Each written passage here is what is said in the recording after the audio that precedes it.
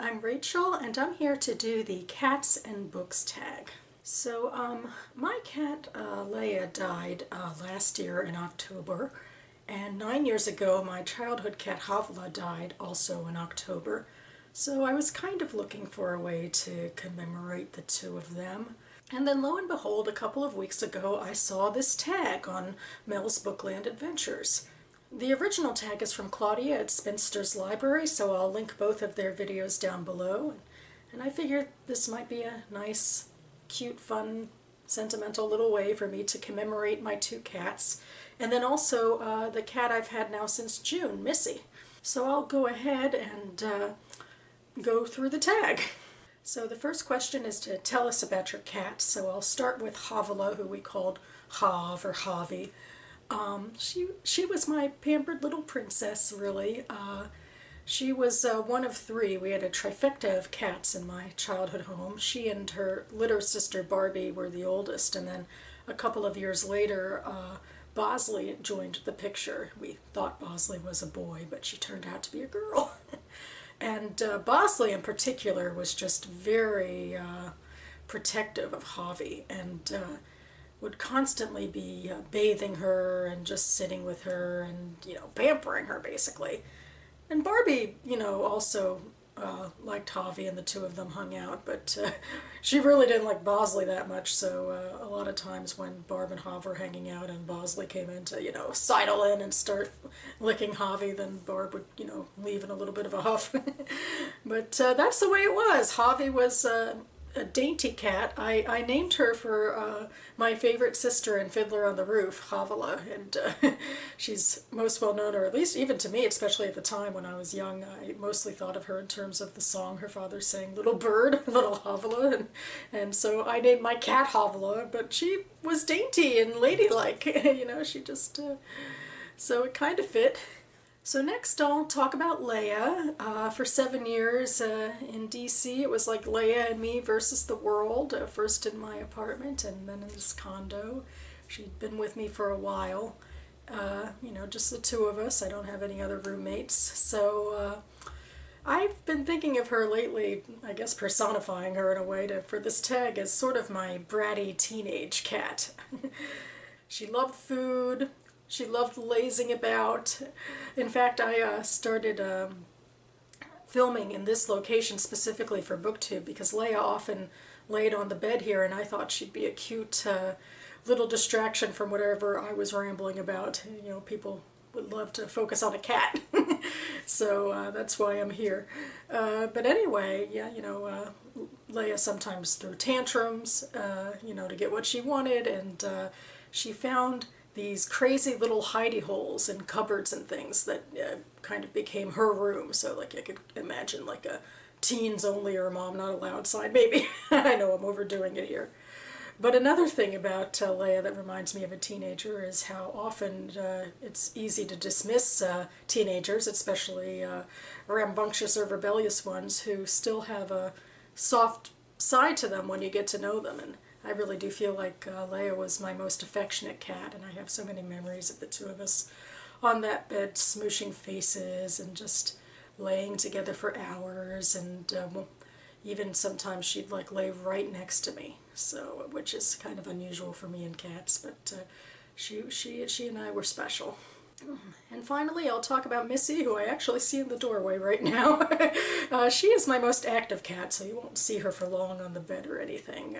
She has started to warm up to me a bit, but she's always moving, and she just tears around the condo a lot of the time, and is a tree-dwelling cat, I think is the Jackson Galaxy term, rather than like a ground-dwelling or cat like Leia was. So she's often in her treehouse, or she'll be up in that ledge, or she likes being up high a lot of the time. And yeah, she tears through the house. She also, I think she gets so rambunctious that she overstimulates herself. Like she gets scared sometimes, like with her fur, you know, completely up. And she's the only cat I've ever had who's done the stereotypical scared cat posture, where the arched back and the fur and the sidling sideways toward me. And this was after tearing through the condo one morning, so I feel like she must have overstimulated herself and maybe run into something and freaked herself out a little bit. So it makes me a little nervous sometimes, but I always try to just be patient and still and hold my hand out, and usually she calms down, at least for a little bit. And so she's not living in fear in a long-term sort of way. I just think she has a lot of energy to give the world, and I hope that she sees life as a big adventure. And question number 2 is to recommend a book that features or includes a cat in some way. So I thought I'd go with a recent read, He, She, and It by Marge Piercy. It's this 1990s cyberpunk novel, so not necessarily where you'd think you'd find a cat. You know, there's a lot of questions about greenhouse gases, you know, what we call now global warming, and digital tech, and cyborgs, and that sort of thing. But at one point, one character is in the net where she's a victim of a cyber attack, and it really freaks her out, and she withdraws from society for a little bit. And one of the things that brings her back is that a friend gives her these 2 kittens to look after. So that really warmed my heart a bit, that, you know, no matter what crazy future we're thinking up, we still see cats as caretakers. Question 3 is, who is your favorite cat? It can be from literature, TV, games, etc. I decided to stay with books. And my first inclination, like so many other people, I'm sure, is to go for Harry Potter.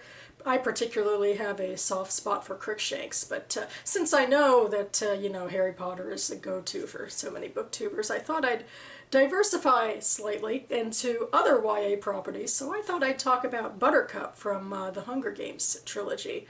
Buttercup was Prim's cat, and those who have read the full series know how devoted she was to Prim throughout the series.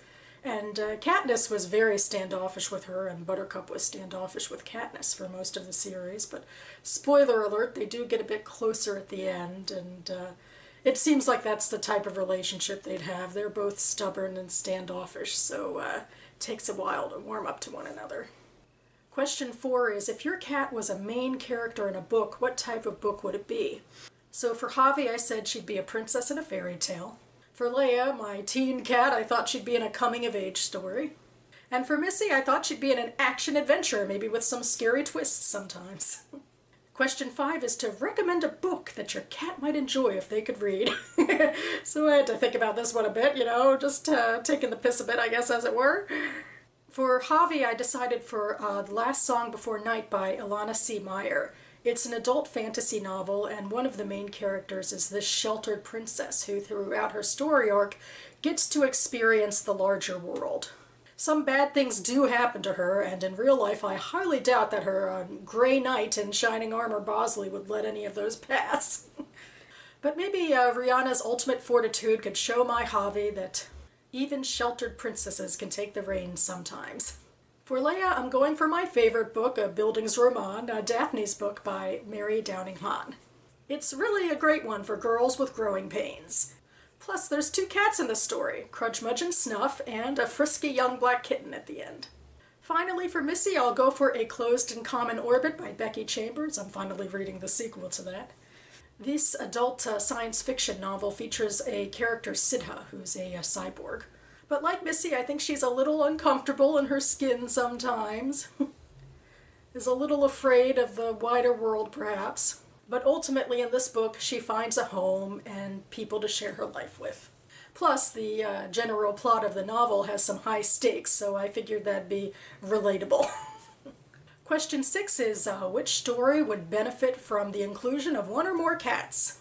I'm just going to go generic and, you know, broad into the genre of family-based literary fiction. I'm not sure I read a lot of literary fiction where pets of cats or dogs or any other animals are within a family unit.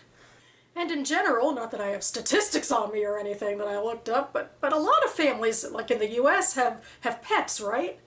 So in fact, in one of my recent edits of my own novella, The Corners, I specifically went back and I decided that to further humanize my characters, that I'd give them all some pets. Particularly, I gave my main protagonist, Lena, a black cat named Moxie.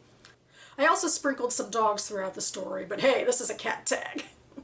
And finally, question 7 is to have your cat pick your next read. And hey, I'm already having enough trouble with myself and staying on my own TBR here, so I can't, I'm not going to have Missy add more to my burden here. So. But I thought I'd show a little bit of video of her and her rambunctiousness playing with her favorite toy, like a little dangly mouse on a string. It's the first time I've done video like this. Maybe I'll try it again and try to get some better footage, but I think I got some good stuff in here.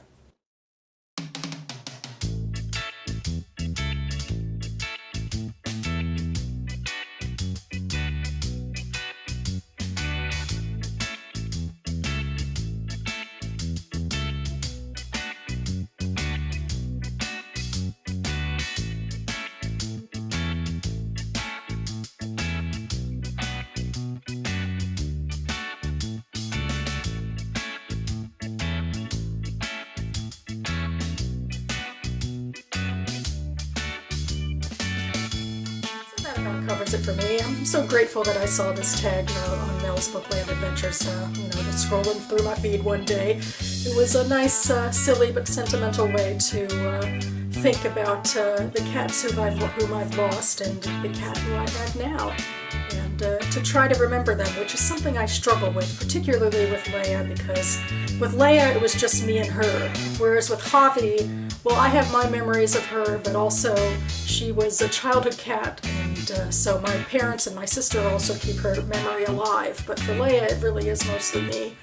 So it's nice to have an opportunity to put some forethought into thinking about who she was, and also doing the same for Missy as I get to know her throughout her life. So thanks again for the opportunity and for the silliness and to talk about some books that I appreciated. I'll leave some links down below. And thank you all for watching, and I'll see you next time.